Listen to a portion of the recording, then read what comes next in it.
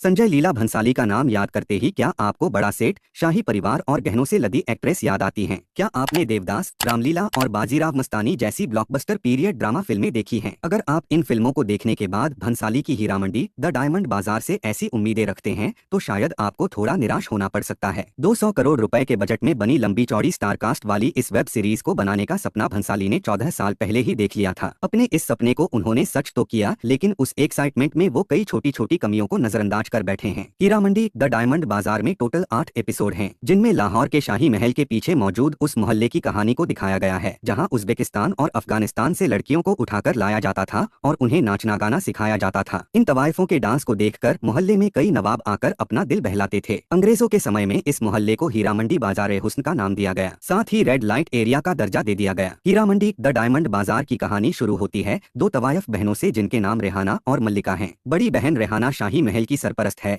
तो वो अपनी छोटी बहन मल्लिका से उसकी औलाद छीन लेती है। वहीं मल्लिका अपनी बहन रेहाना से उसकी जिंदगी और शाही महल की गद्दी दोनों की विरासत आगे बढ़ती है और पहुंचती है अगली पीढ़ी में, जहां फरदीन खान और आलम बेग तक। इसके बाद खेल शुरू होता है साजिश और बगावत का। कहानी आगे बढ़ते हुए पहुंचती है नवाबों की बेवफाई और अंग्रेजों की बदसलूकी पर, जहां गद्दी के लिए सब कुछ कुर्बान करने की नौबत आ जाती है। आपस में रंजिश रखने वाला ये ट्रैक क्लाइमेक्स तक चलता है। कुल मिलाकर कहा जाए तो हीरा मंडी का सेट देखकर आपको लगेगा कि ये संजय लीला भंसाली की वेब सीरीज है, लेकिन स्टोरी टेलिंग वाला पार्ट काफी हद तक मिसिंग है। आखिरी के 2 एपिसोड में आपको कुछ संतुष्ट होने का मौका मिलता है जब एहसास होता है कि भंसाली ने कहानी को काफी हद तक अपने सिरे से कब्जे में ले लिया है। हीरा मंडी द डायमंड बाजार की सिनेमेटोग्राफी ठीक ठाक है, जिस तरह की खासियत की उम्मीद की जा रही थी वो रंग ओटीटी फॉर्मेट में नजर नहीं आया है। एक्ट्रेस के कैरेक्टर की बात करें तो मनीषा कोइराला ने अपने किरदार में जान डाल दी है। उन्होंने एक बार फिर साबित कर दिया कि ऐसे ही नहीं वो फिल्म इंडस्ट्री पर राज करती थी। अदिति राव हैदरी और सोनाक्षी सिन्हा का काम भी ठीक है, बाकी स्टारकास्ट ने भी ठीक ठाक काम किया है। हीरा मंडी वेब सीरीज की बात करें तो अगर आप संजय लीला भंसाली के फैन हैं, उनकी काल्पनिक दुनिया बेहद आकर्षित करती है, उनका मायावी संसार आपको खींचता है और आपके पास 8 घंटे से ज्यादा का समय है तो यह वेब सीरीज आप एक बार जरूर ट्राई कर सकते हैं।